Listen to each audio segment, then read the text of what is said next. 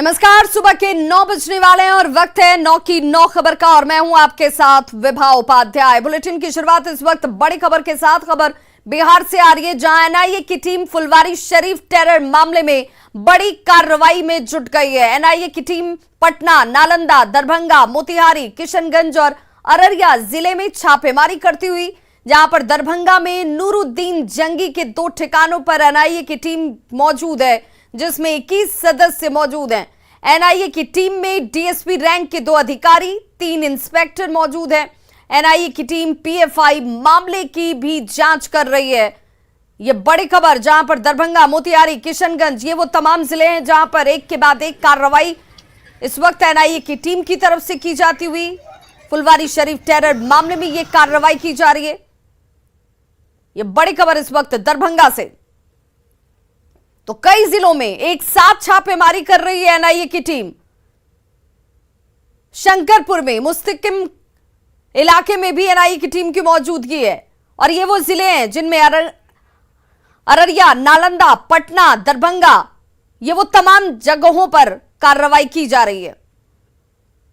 फुलवारी शरीफ मामले में आज एनआईए की टीम दरभंगा में है। 2 टीम दरभंगा में आई हुई है। एक टीम उर्दू बाजार के नीरुद्दीन के घर पर छापेमारी कर रही है, वहीं दूसरी टीम सिंगवाड़ा के शंकरपुर गांव में जो है छापेमारी की जा रही है, सनाउल्लाह और मुस्तकीन के घर पर। नीरुद्दीन की गिरफ्तारी लखनऊ से हो गई थी, जिसके बाद ये था कि एनआईए की टीम जल्द दरभंगा पहुंचेगी और यहां आके उसके परिजन से पूछताछ करेगी। करीब 1 घंटे से नीरुद्दीन के घर पर एनआईए की 7 सदस्यीय टीम पहुंची हुई है। आप देख सकते हैं कि एनआईए की टीम अंदर है और उनके परिवार से बातचीत कर रही है। उनकी मां यहां रहती है और उनके परिवार के लोग रहते हैं। मां मुखर है, हर मामले में आगे आके बोलती है। लगातार मां के द्वारा प्रदर्शन भी किया जा रहा था, नीरुद्दीन के मां के द्वारा। तो इसको देखते हुए एनआईए की टीम अब उनसे ये जानकारी जुटा रही है कि नीरुद्दीन का क्या यहाँ पर कार्यशैली था, कैसे काम करते थे। ये भी बताया जा रहा है कि नीरुद्दीन जो है चुनाव भी लड़ चुके हैं, तो इसको लेकर भी जो है कई तथ्यों को खंगाला जाएगा। और अभी अंदर घंटों से बातचीत जारी है उनकी मां से। अब देखना है कि एनआईए की टीम बाहर निकल के आती है तो क्या बातें सामने आती है। विपिन कुमार, न्यूज़ 18 दरभंगा। और संवाददाता विपिन हमारे साथ इस वक्त सीधे दरभंगा से लाइव जुड़ गए हैं। विपिन, एलए सुबह से ही एनआईए की टीम की मौजूदगी है, जो पूछताछ इस वक्त नूरुद्दीन जंगी के घर वालों से कर रही है। क्या जानकारी अब तक मिल पाई है और क्या इस वक्त भी ये पूछताछ का क्रम आगे बढ़ रहा है?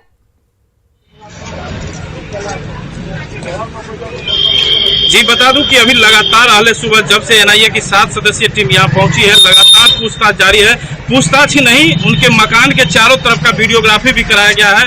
खुद एनआईए की टीम सदस्य बाहर आए हैं और जो उनके घर के चारों तरफ है खुद से फोटोग्राफी किए हैं। और इसके बाद जो तत्काल यहाँ पर पूछताछ जारी है। इसी तरह सिंगवाड़ा प्रखंड में भी जो शंकरपुर गाँव है, वहाँ भी 2 आरोपी जो है फुलवारी शरीफ के, उनके घर पर भी छापेमारी है जारी है। तो लगातार पूछताछ की क्रम अभी जारी है। जी बिल्कुल विपिन, जरा तस्वीरें दिखाइए, क्योंकि आपके पीछे पुलिस कर्मियों की मौजूदगी भी है और जिस तरीके से विरोध की आशंका भी जाहिर की जा रही थी, उस मद्देनजर भी एहतियात बढ़ते जा रहे हैं।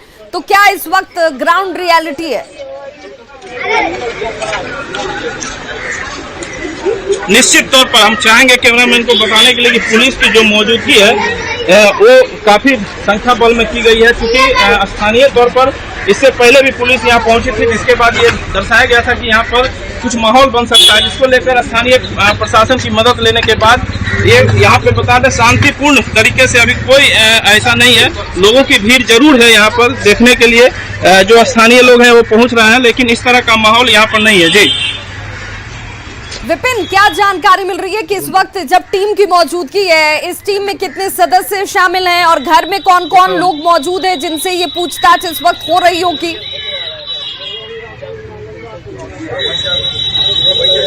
निश्चित तौर पर 7 सदस्यीय टीम दरभंगा जो उर्दू बाजार मोहल्ले में नूरुद्दीन का मकान है, किराए के मकान पर ये रहते हैं, वहाँ 7 सदस्यीय टीम है जो पूछताछ कर रही है। नूरुद्दीन की मां यहाँ रहती है, उसके परिवार के सदस्य हैं यहाँ पर, जिसके अंदर में लगातार उनकी मां से लगातार ज्यादा जानकारी इकट्ठा करने में एनआईए जुटी हुई है।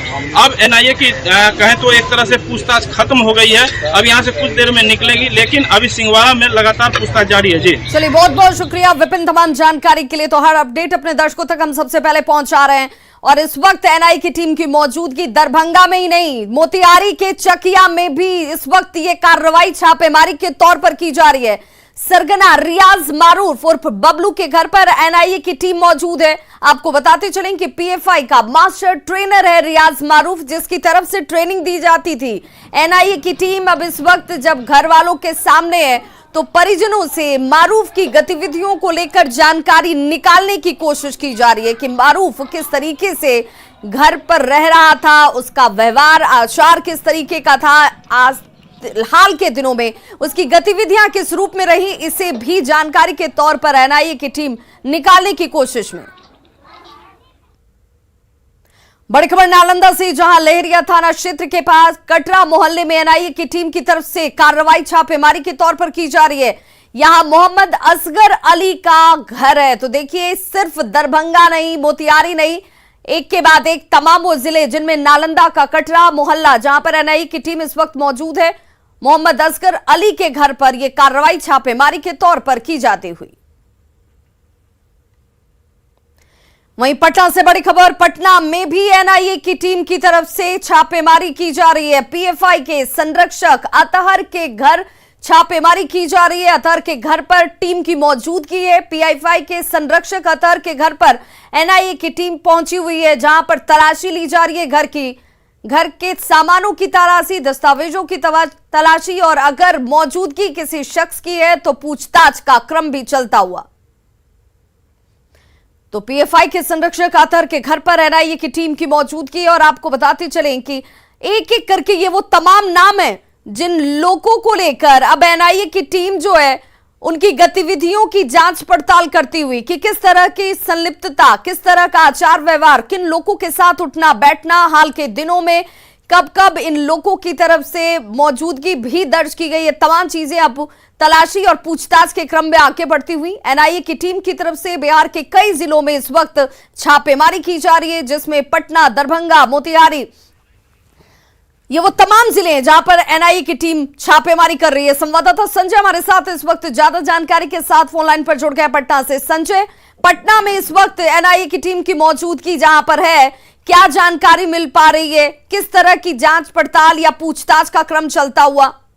जी बिल्कुल विवाद, देखिए न्यूज 18 ने यह सबसे पहले खबर चलाई थी कि जो एनआईए है उसने फुलवारी शरीफ जिहादी मामले में केवल पीएफआई से जो रिलेटेड केस है उसको टेकअप किया है। अभी जो गजवाए हिंद का मामला है उस पर भी केस दर्ज नहीं किया था, और निश्चित तौर पर जो न्यूज 18 की खबर थी उस पर एक बार फिर से मुहर लगी है। और पीएफआई के मामले में ही जो अतहर है, जो संरक्षक बताया जाता है, जिसने जो झारखंड के रिटायर्ड पुलिस अफसर हैं जलालुद्दीन, उसके आवास पे जो पीएफआई का जो कार्यालय खोल रखा था, उसके आवास पर फिलहाल छापेमारी चल रही है एनआईए की, और उसके ठिकाने पर जो छापेमारी चल रही है उसमें चप्पे चप्पे पर तलाशी अभियान एनआईए की तरफ से चलाया जा रहा है। और राज्य के कई जिलों में जो पीएफआई से जुड़े लोग हैं उनके यहाँ भी छापेमारी चल रही है। पटना में जो छापेमारी चल रही है उसमें स्थानीय पुलिस का भी सहयोग लिया जा रहा है, और निश्चित तौर पर एनआईए को जो क्लू मिले हैं और जो इंट्रोगेशन के दौरान पटना की एसआईटी ने एनआईए को सारी जानकारियां दी थी कि अतहर से इंट्रोगेशन के दौरान ये सारी बातें सामने आई थी, उसके बाद ये एक्शन मोड में एनआईए की टीम देख रही है। देखना होगा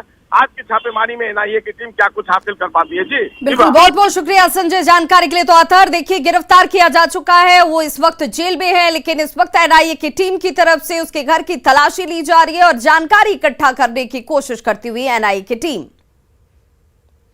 वहीं पटना के फुलवारी शरीफ टेरर फंडिंग मामले में नामजद गिरफ्तार आरोपी नूरुद्दीन जंगी के घर दरभंगा में भी सीपीआई-एमएल के 2 विधायक पहुंचे। फुलवारी शरीफ के विधायक गोपाल रविदास और सिकटा के विधायक वीरेंद्र प्रसाद गुप्ता ने घर वालों से मुलाकात कर सहानुभूति जताई है। इन विधायकों ने नूरुद्दीन जंगी की गिरफ्तारी को न सिर्फ गलत बताया बल्कि गिरफ्तारी पर ही कई सवाल खड़े कर दिए। इन्होंने बीजेपी पर 2024 के चुनाव को लेकर मुस्लिम समुदाय के लोगों को टारगेट करने की बात कह दी। 4 लोग PFI, 5 लोगों के बारे में हम ठोस सबूत मांग रहे हैं कि आपके पास जो साक्ष्य है उपलब्ध कराइए। मैं मांग रहा हूं कि वहाँ के मैं स्थानीय विधायक फुलवारी शरीफ का हूं। हमारे क्षेत्र के नागरिकों को, हमारे क्षेत्र के दायरे में लोगों को आपने आतंकवाद से जोड़ करके बदनाम करने की कोशिश कर रहे हैं। उनको साक्ष्य उपलब्ध कराइए। अभी तक एक अदना सा भी सबूत स्पष्ट रूप से पेश नहीं किए। इससे मतलब स्पष्ट है कि उनके पास कोई सबूत। ये पूरे तौर पे भाजपा की 2024 की तैयारी के तहत ये राजनीतिक योजना है, साजिश है, षड्यंत्र है और इस लिहाज से ये कहीं मुस्लिम महल्लों को बदनाम कर रहे हैं, कहीं मुस्लिम युवाओं को टारगेट बना रहे हैं ताकि वो अपने एजेंडा को सेट कर सकें। और इसी के अलावा ये इसमें कुछ नहीं है और ये बिल्कुल ही हम समझते हैं कि संदिग्ध जो मामला जो बार बार पुलिस कह रही है तो पुलिस के पास उसके लिए भी सबूत नहीं। और खबर पटना के शास्त्रीनगर से, जहां चोरी करते हुए पुलिसकर्मी के बेटे को भीड़ के हत्थे चढ़ना पड़ा। दरअसल पुलिसकर्मी का बेटा कोचिंग के लिए घर से निकलता है, लेकिन कोचिंग के बजाय ये शख्स दुकान में चोरी करने पहुंच गया। तस्वीरें आपके सामने हैं और जो शख्स पीट रहा है वो इसका पिता है जो पुलिस विभाग में काम करता है। दुकानदार के बेटे ने जैसे ही सीसीटीवी कैमरे को देखा, चोरी की तस्वीरें नजर आ गईं और इस शख्स को रंगे हाथों पकड़ लिया गया। 6 महीने पहले भी युवक ने इसी दुकानदार की दूसरी दुकान में चोरी की वारदात को अंजाम दिया था। स्थानीय लोगों ने उसे पकड़ने के बाद पुलिस को सूचना दी, लेकिन इसी बीच युवक का पिता मौके पर पहुंच जाता है और अपने को पुलिसकर्मी बताकर भीड़ के सामने ही बेटे को 2-4 थप्पड़ मार दिए। फिर बेटे को अपने साथ लेकर यह शख्स चला जाता है। लेकिन सवाल ये कि चोरी करते पकड़े गए बेटे को पुलिसकर्मी क्या थाने को नहीं सौंप सकता था? क्या पुलिसकर्मियों के घर वालों के लिए कानून अलग होते हैं? और 2 तस्वीरें आपके टीवी स्क्रीन पर। पहली तस्वीर दुकान पे जो है मेरा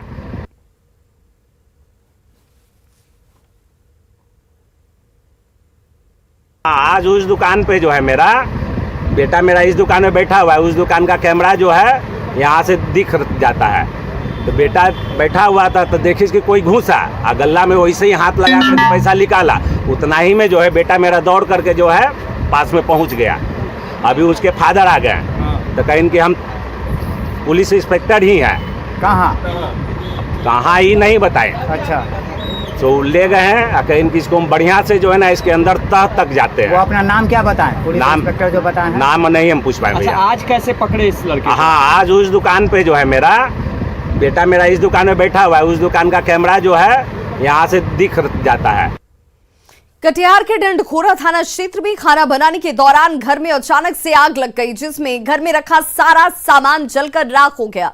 स्थानीय लोगों की मदद से आग पर काबू हालांकि पा लिया गया। तस्वीरें आपके सामने, जहां खाना बनाने के दौरान देखिए कैसे घर में आग लग जाती है। घर में रखा सारा सामान इस आग की भेंट चढ़ गया। एक्सक्लूसिव तस्वीरें आपके टीवी स्क्रीन पर। हालांकि स्थानीय लोगों की तत्परता और मदद के बाद आग पर काबू पा लिया गया।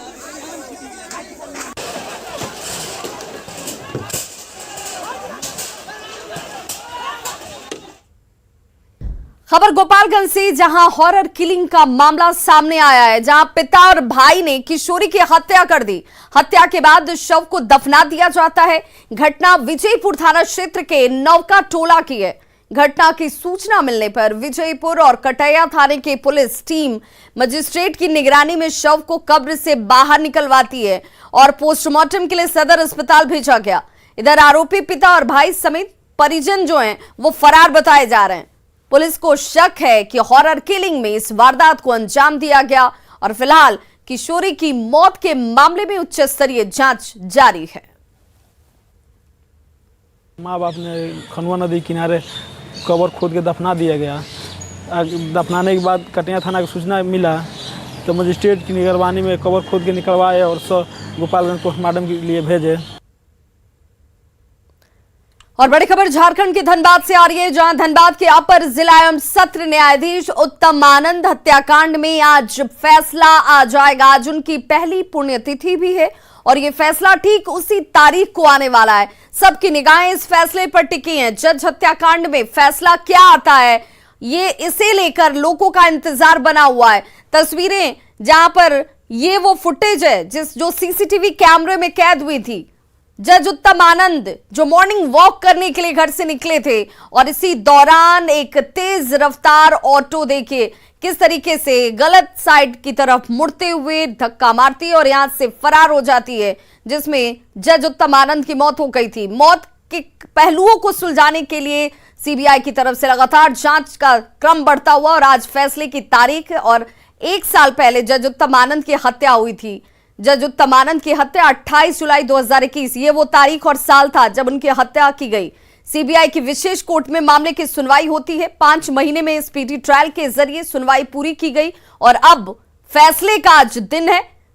बताते चलें कि मॉर्निंग वॉक के दौरान जज उत्तम आनंद की हत्या हुई थी।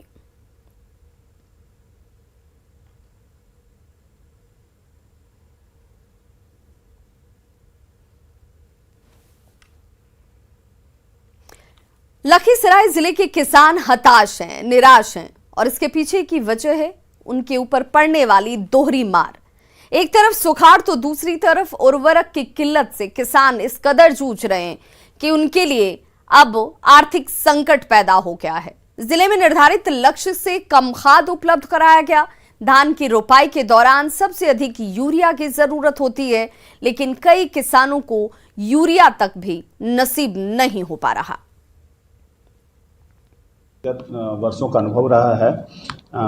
इस बार वैसे यूरिया की कमी नहीं है हमारे पास। जो लक्ष्य हमारा था और लक्ष्य लगभग 2780 का था मीट्रिक टन का, लेकिन वो जुलाई के अंत तक है और लगभग हमारा जो 2780 था वो पूरा हो चुका है। लगभग हमारा यूरिया का आवक यहाँ पर बना हुआ है और ये 125 दुकानों में ये कम या ज़्यादा लेकिन उपलब्ध है सभी जगह। खाद सर खाली एपीएस है 20-20-13 सर। यूरिया और डीएपी नहीं हमारे पास। हाँ किसान तो लौटता है। हाँ सर 10-20 किसान रोज लौट रहा है। यूरिया आया था कि नहीं? हाँ आया था, 1000 बोरा पहले आया था, वो बट गया, बहुत पहले आया था सर। सुखाड़ के बाद अब किसान खाद की किल्लत से काफ़ी परेशान हैं। पहले तो किसानों ने महंगे दामों पर डीजल खरीदकर धान की रोपाई तो कर ली, लेकिन रोपाई के बाद अब किसानों को खाद की चिंता सता रही है। कुछ किसान भी हैं हमारे साथ, हम इनसे जानते हैं किस तरह की परेशानी है। क्या नाम तो परेशान? मेरा नाम दिनेश यादव हुआ। क्या परेशानी है? परेशानी तो यह है कि पहला नंबर तो मोरी को उपजाते हम तेल डीजल जलाते परेशान है। उसके बाद जब मोरी तैयार हुआ तो बारिश नहीं हो रहा था। बारिश नहीं होने के बाद हम लोग जो है इसमें डीजल जला करके अभी परेशानी में डाले हुए हैं। उसके बाद खाद लाने के लिए जाते हैं मार्केट में, तो मार्केट में दुकानदार जो है कि हमको अधिक से अधिक मूल्य में पैसा लेकर के हम लोग को खाद देता है। बिस्कुमान नहीं जाता, बिस्कुमान भी जाते हैं तो वही भीड़ लगा रहता है, मिलता अभी नहीं है। वो सेल कर देता है, ब्लैक कर लेता है। खाद मिल नहीं रहा है, डिस्कोमान में ताला लगा हुआ है। तो ऐसे में क्या कीजिएगा आप लोग? कैसे खेती कीजिएगा? खेती अब हो पाएगा, यही तो समस्या है। तो आपने सुना किसान खाद की किल्लत को लेकर काफी परेशान है। राकेश, न्यूज 18 लखीसराय। फिलीपींस में आयोजित वर्ल्ड चैंपियनशिप अर्निश गेम में बिहार के खिलाड़ियों ने डंका बजाया है और कुल 6 मेडल जीतकर बिहार ही नहीं बल्कि अपने देश का मान और सम्मान उन्होंने बढ़ाया है। वहीं खिलाड़ियों का जोरदार स्वागत पटना जंक्शन पर गाजे बाजे और ढोल नगाड़ों के साथ किया गया। ये तस्वीरें आपके सामने हैं जहां पर इन खिलाड़ियों का सम्मान किया गया, इनका स्वागत भव्य तरीके से हुआ। स्थानीय लोगों ने खिलाड़ियों को माला पहनाकर उनका जोरदार तरीके से स्वागत किया। न्यूज 18 से बातचीत में खिलाड़ियों ने अपने अनुभव साझा किए।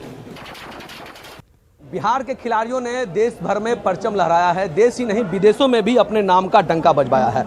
अभी हम ये बिहार के खिलाड़ियों के साथ हैं और इन्होंने वर्ल्ड चैंपियनशिप अर्निश गेम में मेडल जीता है। बिहार के 6 खिलाड़ी गए थे और ये 6 मेडल इन्होंने जीत के लाया है और पूरी टीम यहाँ मौजूद है, इनके मैनेजर मौजूद हैं, इनके कोच मौजूद हैं। हम उनसे बातें करेंगे कितना टफ गेम था और कितनी मेहनत इन्होंने की थी।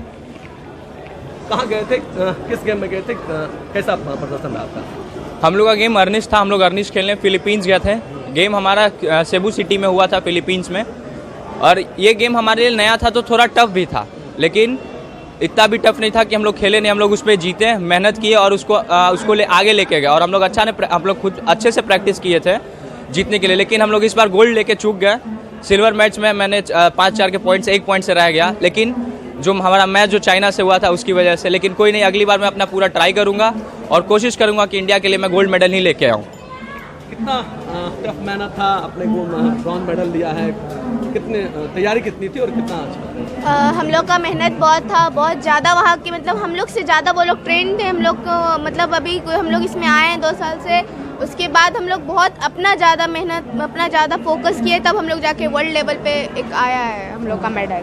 बोला कितना मेहनत था, कितना मेहनत बहुत था। मेहनत बहुत अच्छा था कि हम लोग यहाँ तक बाहर विदेश खेलने गए, विदेश खेलने के बाद जीता तो बहुत अच्छा लगा कि ब्रॉन्ज मेडल आया। ब्रॉन्ज मिला है, अगली बार क्या उम्मीद करेंगे गोल्ड? अगली बार उम्मीद रहेगा कि गोल्ड मेडल लेके आए, इंडिया का नाम आगे रोशन करें। तो ये खिलाड़ी थे जो फिलीपींस से जीत कर लौटे हैं, बिहार के खिलाड़ी हैं। 6 मेडल इन्होंने लिए हैं। एक कसक है कि इन्हें सिल्वर नहीं मिल पाया, गोल्ड नहीं मिल पाया, लेकिन इन्होंने वादा भी किया है कि इससे अच्छा प्रदर्शन करेंगे और अगली बार गोल्ड और सिल्वर के साथ वापस लौटेंगे, बिहार का नाम फिर से रोशन करेंगे। न्यूज़ 18 के लिए पटना से धर्मेंद्र कुमार।